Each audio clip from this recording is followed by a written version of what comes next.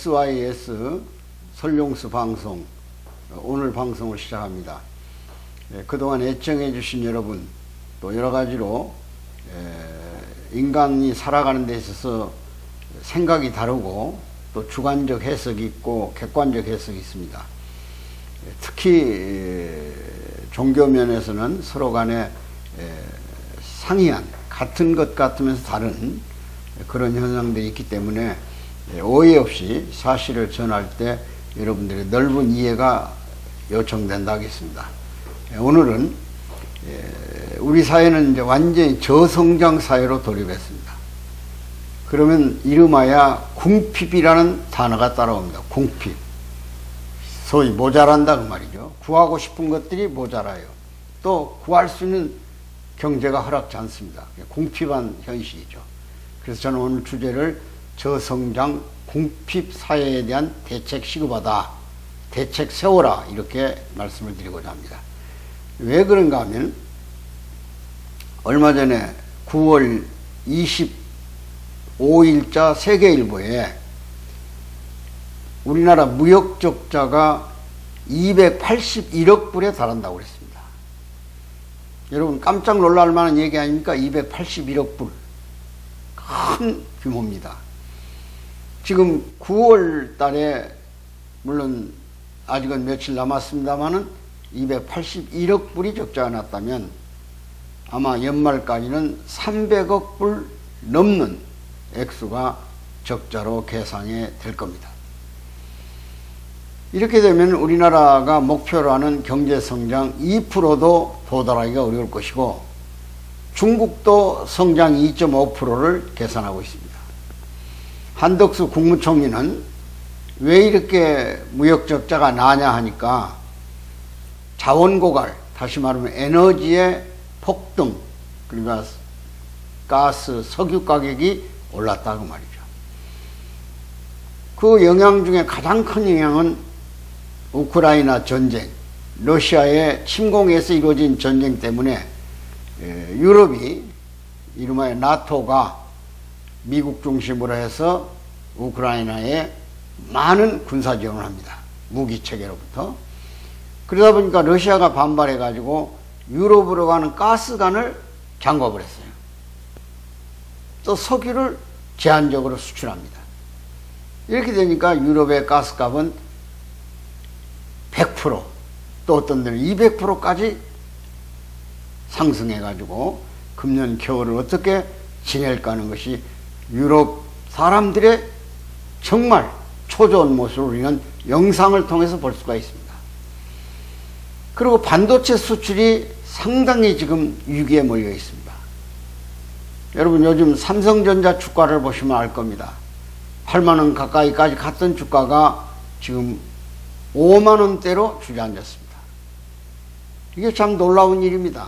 우리 반도체가 수출 품목 중에 가장 효자 종목 아닙니까? 근데 이제 삼성전자가 그만큼 부가가치를 생산할 수 없다 그런 얘기죠. 그리고 수입하는 물가는 비싸집니다. 왜냐하면 고환율 때문에. 환율이 지금 1,400원대가 넘어섰지 않습니까? 그럼 과거에 1,200원대 수출할 때, 받아들일 때 우리 원화를 가지고 달러를 교환하면 1불에 1,200원인데 지금 1,400원 이상을 지불해야 되니까 수입 단가가 높아졌다 그런 얘기죠. 그러니까 결국은 적자가 나는 것이고 적자 폭이 더 넓어지는 겁니다. 그러면 좀 일시적 현상 아니냐 이렇게 생각할 수 있어요. 그러나 일시적 현상이 아닙니다. 앞으로 우리는 이미 저성장 사회에 들어왔다 그럽니다. 근데 저성장 사회인데도 불구하고 물가는 고공행진을 하고 있습니다. 이걸 우리는 이름하여 스태그플레이션이라고 그래요. 스태그플레이션. 인플레이션 그러듯이 스태그플레이션. 성장은 멈춰서 저성장하는데 물가는 올라간다 그런 얘기예요. 이게 참 기이한 현상이지 않습니까? 인플레이션이라는 것은 화폐를 많이 남발해가지고 돈이 양쪽으로 많이 불어나서 우리가 양적 완화라고 그러죠. 돈의 가치가 떨어졌어요. 그 인플레이션이죠. 근데 성장이 멈췄는데 물가가 올라가요. 그 스태그플레이션입니다. 이런 사회를 우리는 이미 만났습니다. 왜냐하면 우리가 오랫동안 70년대부터 수출 전선을 열어가지고 임가공 산업부터 중화학공업에 이르기까지, 그리고 첨단 산업의 제품까지 많은 부분에서 수출을 성공적으로 이렇게 왔어요. 그러니까 결국 수출 공화국이 된 거고, 무역의 적자를 내므로 인해서 우리 경제는 건실하게 그래도 세계 앞에 자랑할 만큼 경제대국에 자리해 왔습니다. 그래서 경제 10위권, 세계 200여 개국 가운데서 10위권에 진입을 했어요. 저는 늘 경제 10위권을 선진국 진입이라고 그럽니다. 또 이미 공식적으로 국제사회가 우리를 선진국이라고 그래요. 또 세계 시장에 나가보면 정말 우리 제품들이 선진국 대접을 받아요. 지금 중국 외에 여러 나라에 가봐도 한국 여권을 부러워합니다. 한국 사람을 그렇게 부러워해요. 저는 얼마 전에 캄보디아도 다녀왔고 또 중앙아시아의 중심 지역인 우즈베키스탄도 다녀왔어요. 정말 고급 대접을 받았어요. 그만큼 한국인을 정말 존경하고 높이 보는 것은 우리 제품의 질적 우위, 우리 한국 상품이 마치 우리 어릴 때 메이드 인 USA를 그렇게 부러워했고 메이드 인 재팬을 부러워했던 시대를 우리 한국이 전부 자리를 찾았다 그런 얘기예요.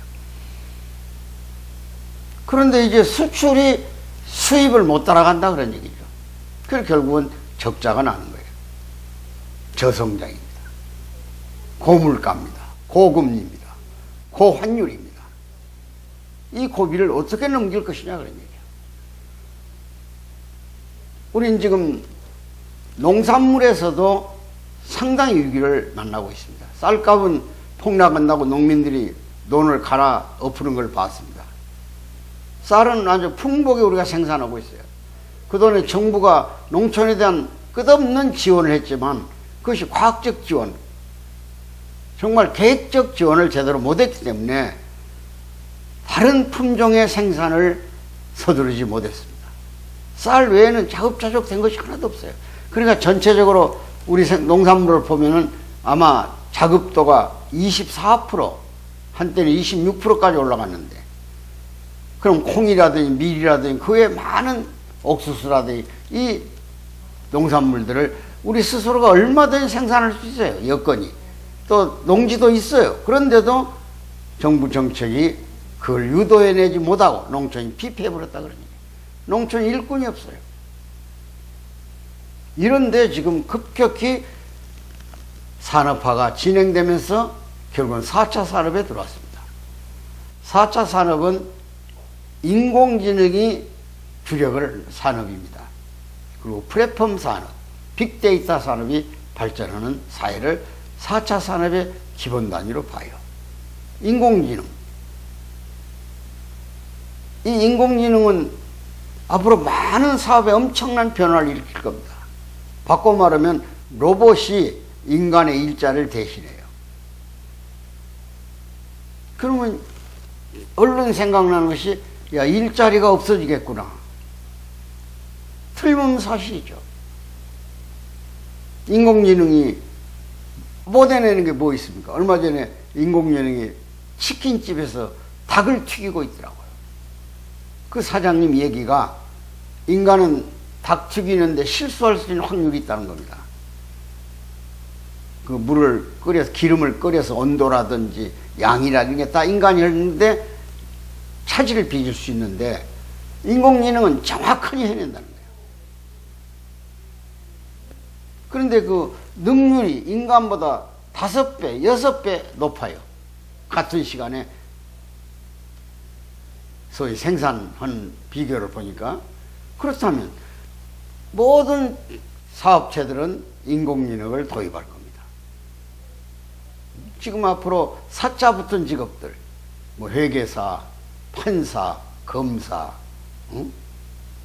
무슨 세무사, 이런 사자 직업들은 빅데이터에 의한 통계에 의해서 인공지능이 훨씬 공정하고 정확히 해낼 수 있을 겁니다. 물론 인간의 마음처럼 정서적으로 접근해서 형량을 줄이고 늘리는 그런 재주는 못 부리지만 지금 많은 사람들이 인식하기를 공정을 요구하고 있지 않습니까? 그 공정의 가장 중요한 위치를 인공지능이 차지한다 그런 얘기예요. 존경하는 애청자 여러분, 사회 변화가 급격히 일어납니다. 많은 학자들은 노동의 종말, 제름이라는 학자도 노동 종말 책을 쓴 지가 벌써 10년이 됐습니다.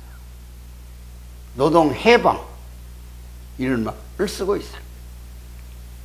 물론 1차 산업혁명 때 농경사회에서 공업사회로 넘어갈 때 기계가 이제 일자리를 대신하죠. 그러니까 방직기계 이런 기계들이. 그러니까 수공업으로 배틀에 앉아서 배를 짜서 시장에 내놓을 때 그 물량하고 기계가 대량 생산해내니까 많은 실업자가 생겼죠. 그래서 그 실업자들은 기계 파괴 운동을 시작합니다. 기계를 부셔버려야 내 일자리가 생겨난다 그런 뜻이겠죠. 실제로 기계 파괴 운동이 유럽 전역을 휩쓸었어요. 볼트를 빼버리고 또 벨트를 잘라버리고 여러 가지로 기계를 망가지게 하는 방법은 있지 않습니까? 그럼 당장 시장이 필요로 하는 물량이 안 나오니까 다시 수공업이 필요로 하는 시대로 돌아갈 수는 있어요. 그러나 역사적으로 보니까 그 시대는 일시적일 뿐 다시 기계화 사회로 돌아가서 대량 생산을 함으로 인해서 생산한 상품을 팔기 위해서 제국이 생겨나는 겁니다. 바로 그것이 우리 대동강에 올라왔던 미국의 샤마노, 제네럴 샤마노, 또 강화도에서 우리의 개국을 요구했던 일본의 상선들이 바로 그런 겁니다. 역사를 돌이켜보면 일본은 1858년에 미국과 개국을 해서 새로운 신문물, 기술 이런 것들을 배워왔고 우리는 서양을 배척하고 여러 가지로 거부하다가 결국 일본은 장교에 밀려가지고 1878년에 그러니까 일본은 1858년에 우리는 78년에 불과 20년 사이에 개국을 합니다. 그 결과 끝없이 일본으로부터 기술 수입을 해와야 되고 무역 적자를 감내했던 겁니다. 그러나 우리는 창의력을 가졌기 때문에 끈질기게 발전해가지고 오늘 세계인을 놀라게 할 만큼 제품을 만들어냈어요. 이 중국 같은 나라는 우리하고 지금 무역 규모가 대단히 큽니다. 26%까지 올라갔어요. 또 무역에 관한 한 전략적 국가관계를 맺고 있습니다.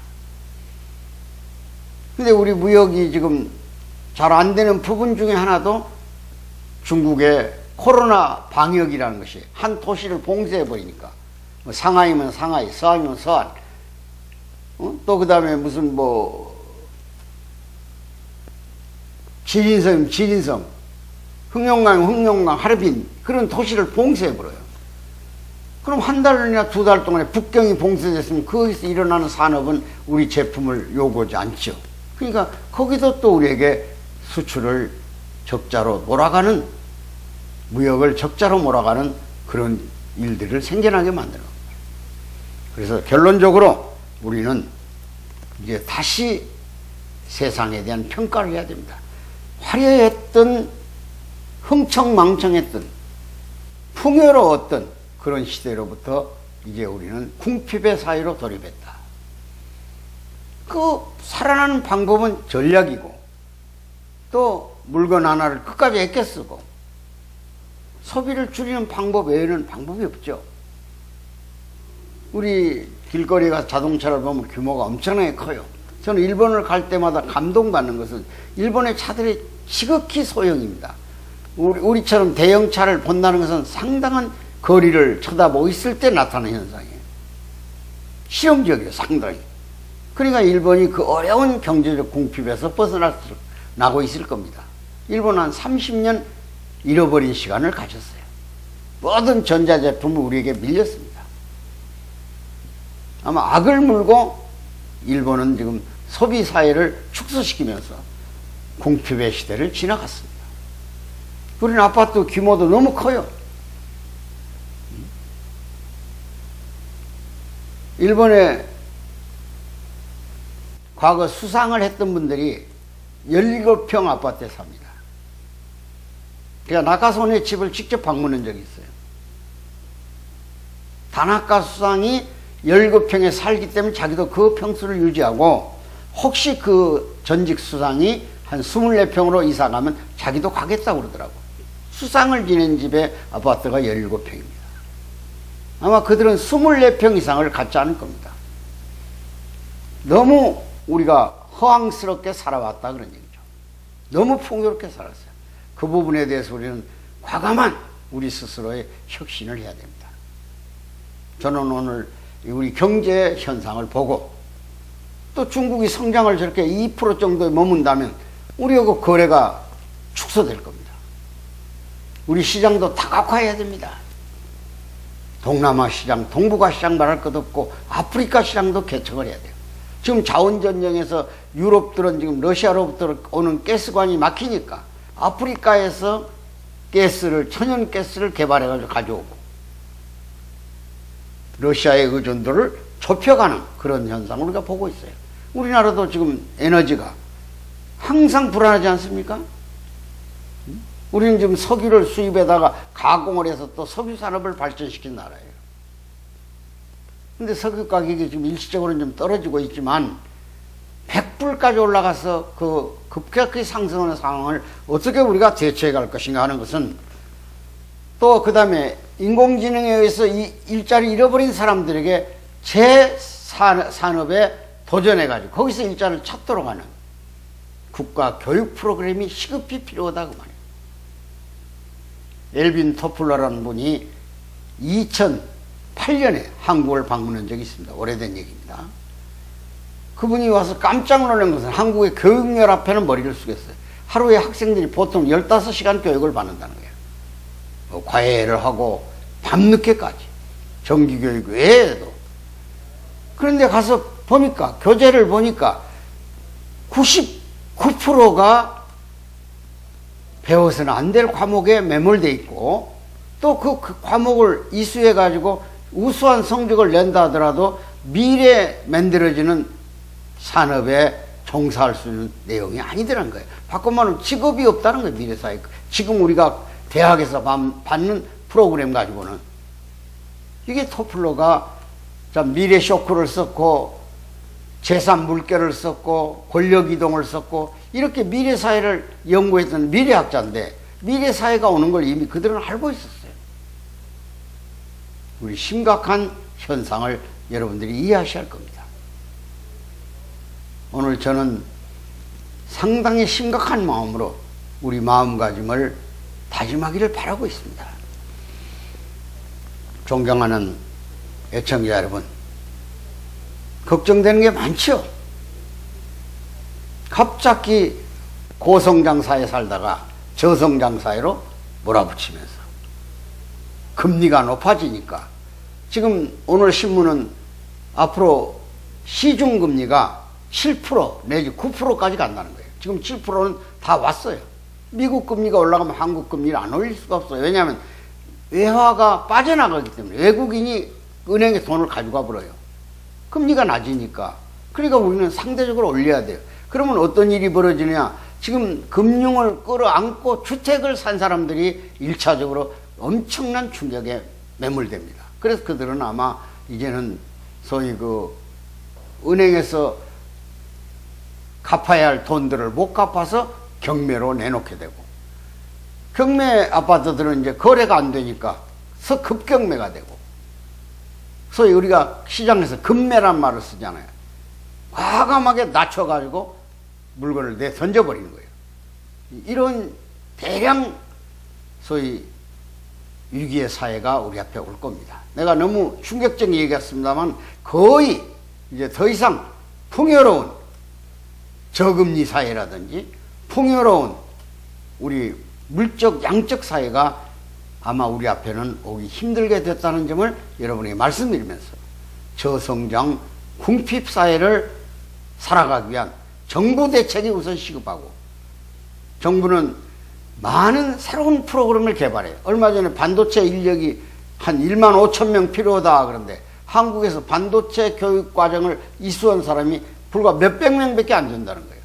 뭐 전체에서 500명, 뭐 700명 그러고 있어요. 그 대학에 반도체 학과가 별로 없어요. 그러니까 결국은 인력이 양성되지 않는 거죠. 첨단 산업은 고급 인력에 의해서 만들어지는 겁니다. 산업 자체가 형성되는 거예요. 이런 점에서 정말 세상을 오래 살아본 이 사람이 눈에 환히 보이는 미래 사회에 대한 유비 대책이 시급하다. 그래서 오늘은 제목을 저성장 궁핍사에 대한 대책을 세워라 이렇게 얘기하고, 특히 정부에게 요구합니다.